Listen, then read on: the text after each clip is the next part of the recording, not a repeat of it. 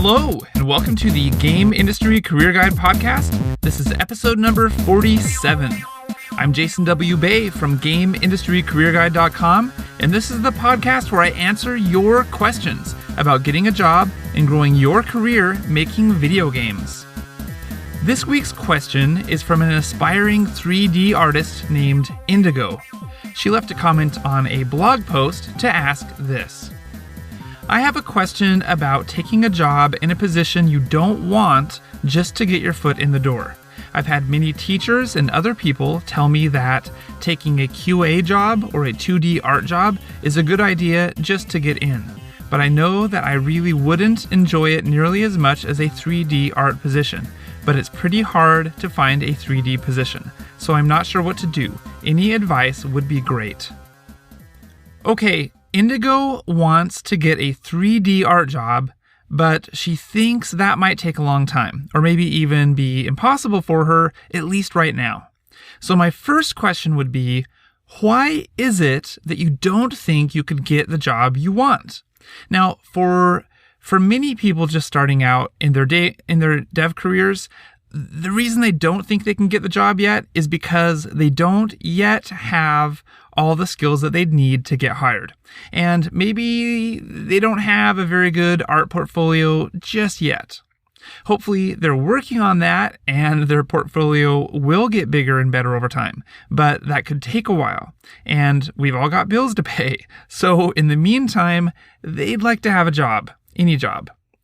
Now, if you do have the skills that you need to get hired and you do have a strong art portfolio already, then there shouldn't be anything holding you back from just applying for the jobs you actually want.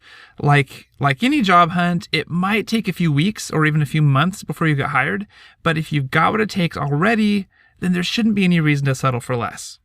But since Indigo is asking the question, then let's assume that she's still working on her art skills and her portfolio, and she's not quite ready for a full-time 3D art job just yet.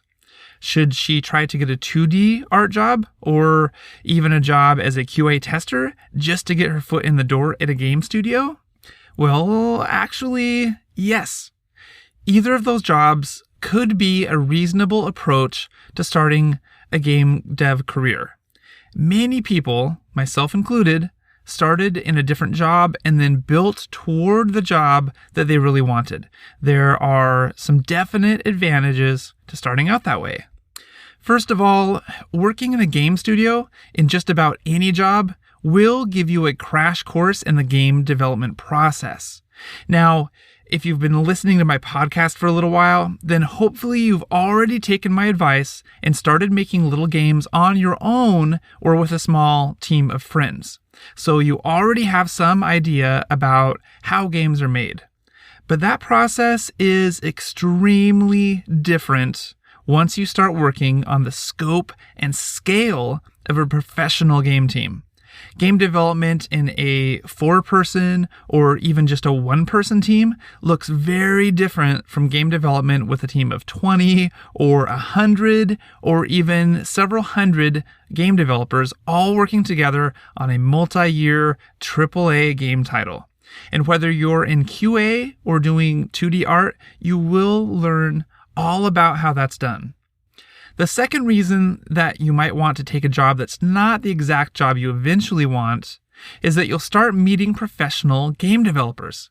Many of those people will be professional game artists, and you're likely to have frequent opportunities to hang out with them and learn from them. I've always found that artists in the game industry are super friendly, and they're totally willing to teach newer artists and to give them direction and feedback on their artwork. So not only is it a good way to build your professional network, it's also a great way to quickly grow your skills by learning from those professionals.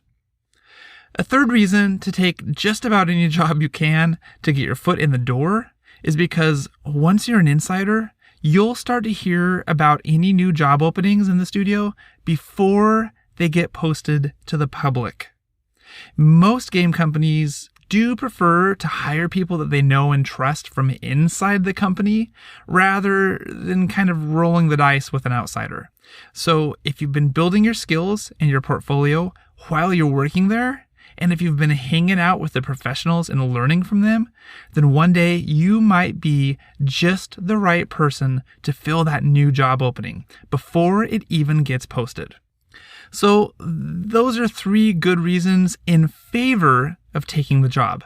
But what are the reasons you might not want to take it? Well, the main reason is that spending 8 hours a day doing a job that you really don't like could be a painful way to spend a couple of years. If you take a job as a game tester, for example, and you really, really don't like it, then those 8-hour days are going to feel like 80-hour days. It could be soul crushing. But my guess is that you'll be so busy learning about game development and building new skills and meeting cool people who can help you that the time will fly by. And before you know it, you might get an opportunity to move into the job that you're really after. Or maybe you'll find that you really like doing QA or that you love 2D art, and you might end up building that job into your long-term career. So there's 3 really good reasons to take any job at a game studio, even if it's not the exact job that you eventually want. And I should point out, that goes for just about any career in the game industry, not just art. You could start as a tester and later become a game programmer or a producer or an audio engineer, just about anything. Just keep working on your skills and your portfolio in the evenings and weekends and building your network inside the studio.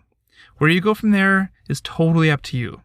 If there's one thing that I can say about a career in games, is that you never know exactly where it could take you. If you have questions about how to get a job as a video game artist, visit GameIndustryCareerGuide.com/artist for a big collection of articles about game art careers. If you're serious about getting a job testing games, go to GameIndustryCareerGuide.com/testing or buy a copy of my book, Land a Job as a Video Game Tester. It's available anywhere the ebooks are sold, or get a print copy from Amazon.com. Thanks to Indigo for that question, and thank you for spending a little quality time here with me today. If you enjoyed the podcast, then please help me spread the word by sharing it with your friends and the world on social media. For more information and inspiration on getting a job and growing your career making video games, visit me at GameIndustryCareerGuide.com. I'm Jason W. Bay. I will see you again next week, right here on the Game Industry Career Guide podcast.